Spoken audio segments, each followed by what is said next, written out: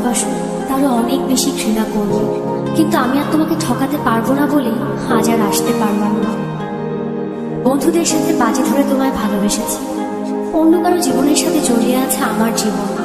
আমি নাহিদকে ভালোবাসি। বাজির এই খেলায় বন্ধুদের হারাতে যে তোমার ভালোবাসার কাছে আমি হেরে গেলাম। আজ জিতে গিয়েও আমি নিজের কাছে পরাজিত। যদি কখনো পারো আমায় ক্ষমা করে দিও।